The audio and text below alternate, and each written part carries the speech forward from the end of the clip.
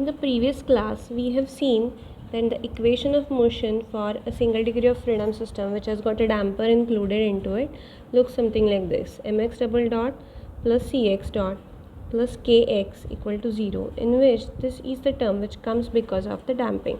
This equation is linear and we have found out the solution of that assuming that x is of this form. Okay, so x is equal to e raised to lambda t is something that is called as a trial solution, which we kind of inserted into it, and we have found out possible values of lambda for which this solution can exist. Okay, so if this has to be the solution, then lambda should take these values, which are c by minus c by 2m plus minus square root of c square by 4m square minus k by m.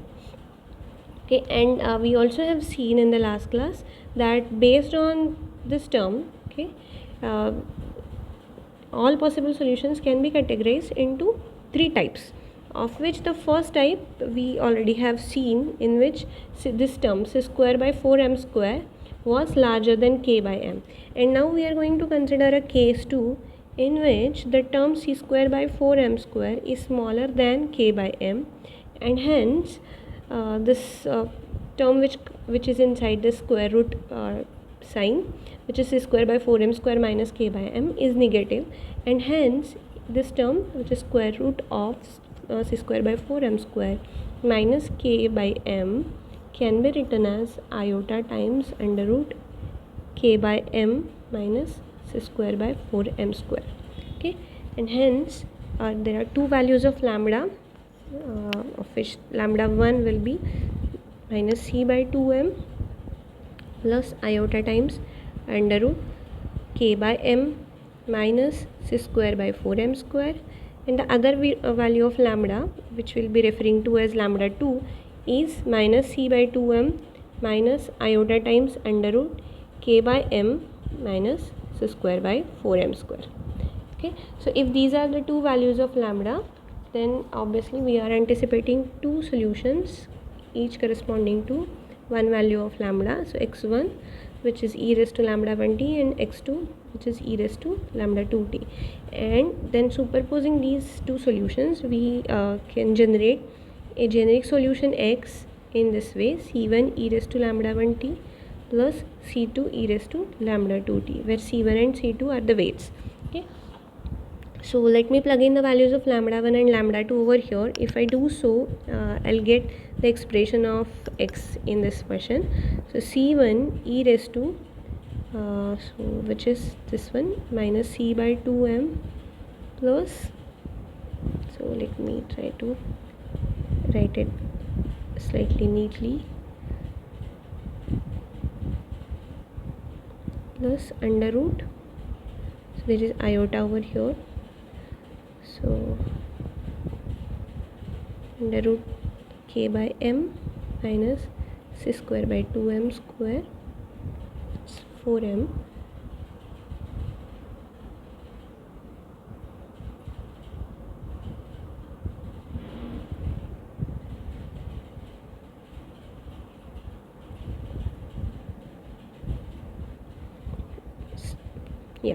so it's k by m minus square by 4m square times t, and the other term is c2 e raised to minus c by 2m minus iota times under root k by m minus c square by 4m square times t.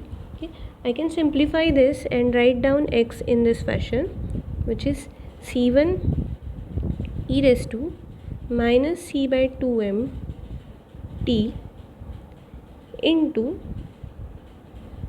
or maybe I'll write it down in this way.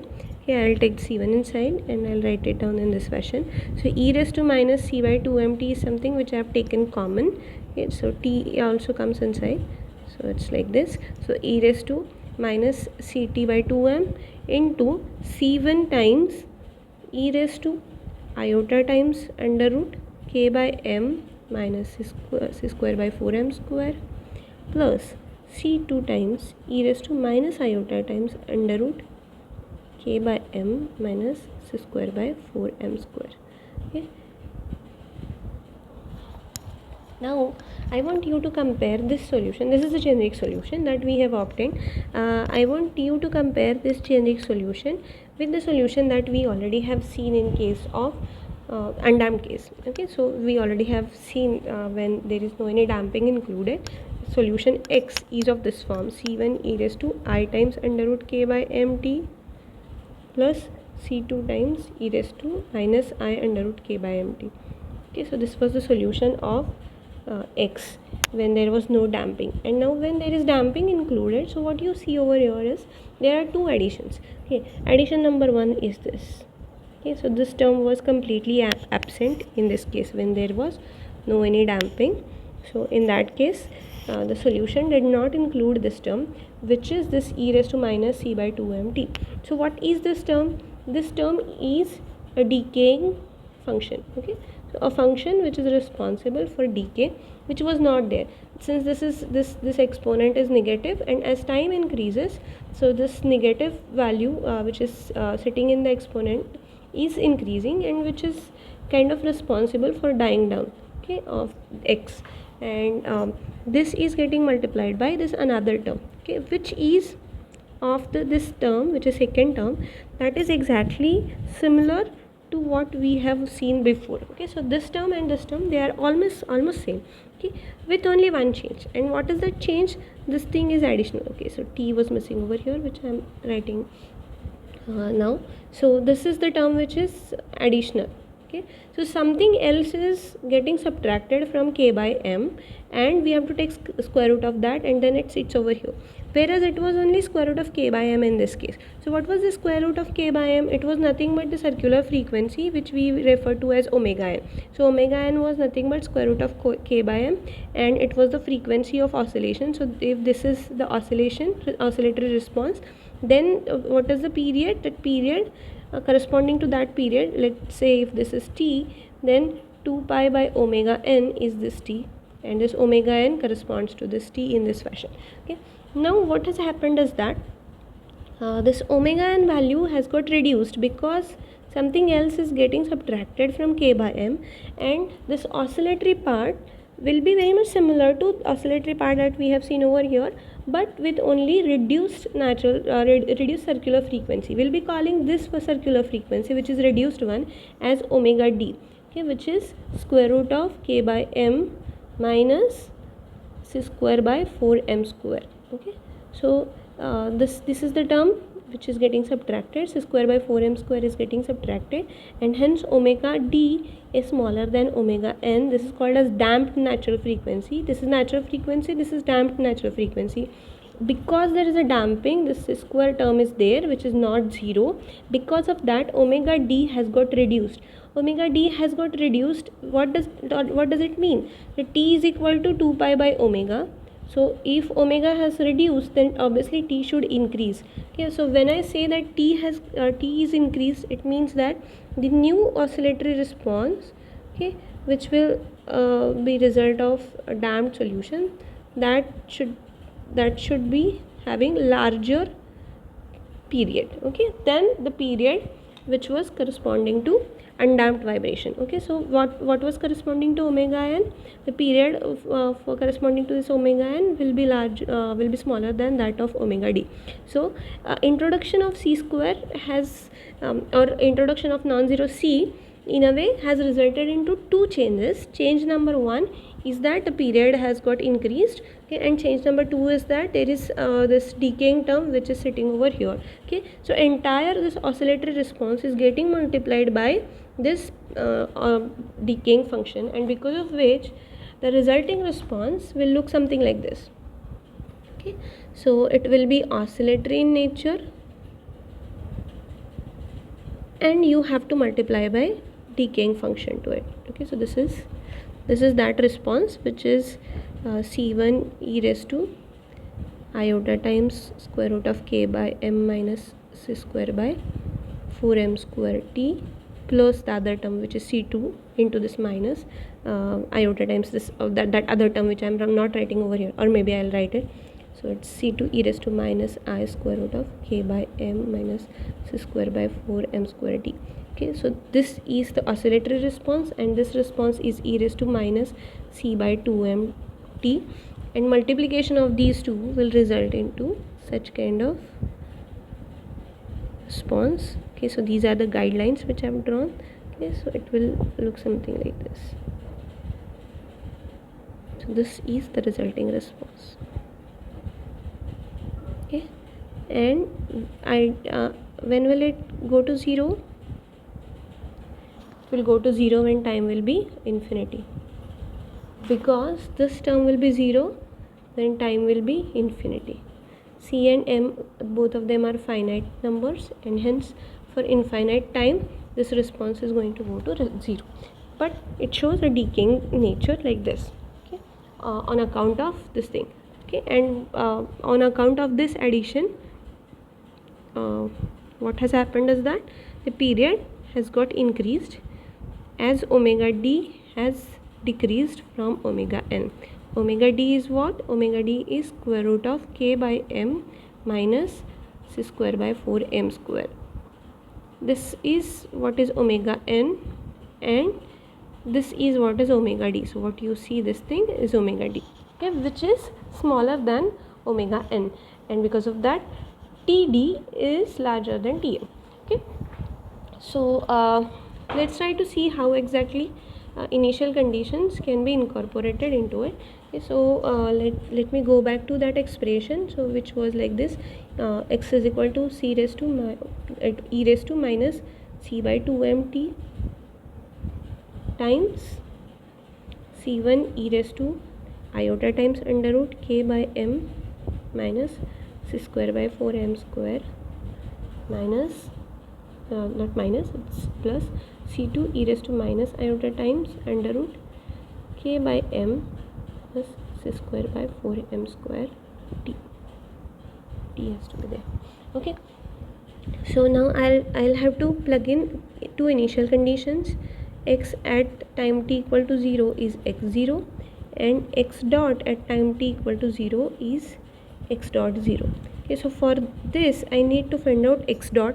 So x dot will be written as, I'll be differentiating this term first, so I'll get minus c by 2m times e raised to minus c by 2m t, or maybe before that let me rewrite this expression of x in this fashion. Okay, so let me expand these exponential functions using Euler's identity. If I do so, which we have done before in case of undamped systems response, so if we do so, what we'll get is this. Okay, so that will be better, that will be easier for us. So I can write down that as a cosine of omega d t minus phi, where omega d is, we already have seen the expression of that, k by m minus c square by 4m, this entire brackets square root. Okay, so if this is x, what should be x dot? X dot will be minus c by 2m times e raised to minus c by 2m t into a cosine omega dt minus phi minus a omega d e raised to minus c by 2 mt into minus a sine of omega dt minus phi. Okay, so this minus minus, this is minus, this is minus, which will become plus. Okay, so I can write down x dot in this fashion, and hence if I plug in these two initial conditions, what I'll get is x0 is equal to, let me evaluate this expression at time t equal to 0. If I do so, then I'll get x0 as a cosine phi, whereas if I evaluate this expression, which is the velocity expression, at time t equal to 0, what I'll get is x dot 0 is equal to, firstly I'll get this term, which is minus c by 2m, okay, times a cosine phi, and this term, which is no,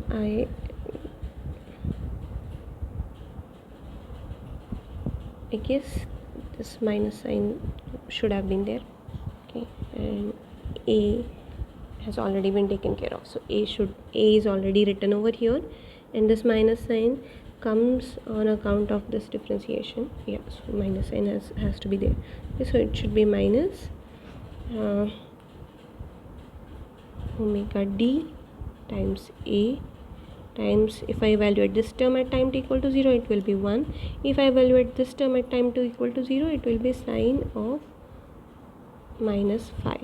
Okay, so sine of minus phi is minus sine phi. This minus sign is there, so that's why it will be plus sine phi. Okay, now yes, so what are the two conditions that we have obtained? x0 is equal to a cosine phi is equation number 1, and x dot 0 is equal to minus c by 2m times a cosine of phi plus omega d a sine phi. Right? Okay, so this is equation number 2. So what I'll do is I'll replace this a cosine phi appearing in equation number 2 by x0. Then I can write down equation number 2 as x dot 0 is equal to minus c by 2m times x0 plus omega d times a sine phi. Okay, which essentially means that a sine phi is equal to 1 over omega d into x dot 0 minus c plus cx0 divided by 2m. Okay, so which is x dot 0 by omega d plus cx0 divided by 2m omega d. Okay, so this is what is the expression of a sine phi. So let this be equation number 3, and now from equation number 1 and equation number 3 I can get rid of a, and or I can find out a as I'll be squaring these two terms and adding, and that will give me a, and a square, and I'll take square root of that, so I'll get a as x0 square plus square of this term, which is x dot 0 divided by omega d plus cx0 divided by 2m omega d. So this square of this, so this is what is a, and phi will be equal to tan inverse of, so it is x dot 0 divided by x0 omega d plus c times 2m omega d. Okay, so this is the expression of phi and this is the expression of a, and if you use this expression of a and phi in this equation, then you get the solution. Okay, so this is the solution in which a and phi are having these expressions. So these are the expressions of a and phi. Okay, so we'll stop over here. In maybe next session, what we are going to do is we are going to see how exactly the solution looks like. Okay, and we are trying to see certain inferences coming out of it. Okay, so this is case number 2, and we are done with case number 2 for time being. Okay, we'll reopen this case number 2 very soon. Okay, so we'll stop over here for today, and we'll see case number 3 in the next case. Thank you. Bye.